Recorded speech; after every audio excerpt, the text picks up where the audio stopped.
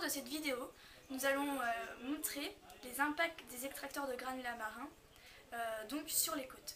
Donc nous allons utiliser un bassin rempli d'eau dans lequel nous avons disposé du sable.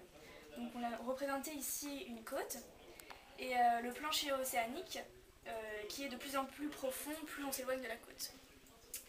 Donc à l'aide d'un siphon rempli d'eau, donc on va le remplir tout de suite d'eau.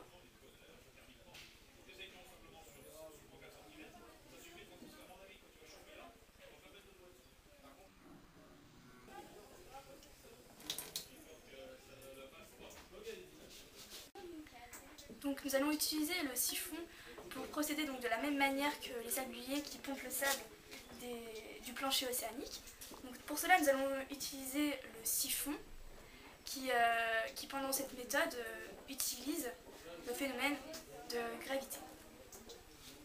Donc nous allons voir que le siphon aspire le sable du plancher océanique. Donc au cours de cette expérience, nous voyons bien que le siphon aspire le sable et que le sable de la côte tombe pour reboucher les trous, pour compenser les trous que le siphon fait, et en l'occurrence que les sabliers font au cours de leur pompage.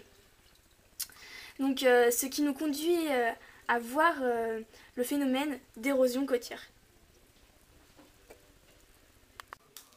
Au cours de cette expérience, donc, nous avons pu voir le phénomène d'érosion côtière. Donc, puisque quand nous avons...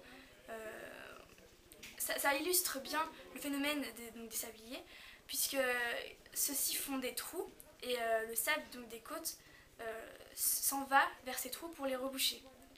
Et ça explique exactement le phénomène qui se passe sur l'île du Pilier, puisque plein de sabliers travaillent autour de cette île pour prendre du sable. Et le sable de ces côtes s'en va vers ces trous, et ce qui diminue les côtes de cette île.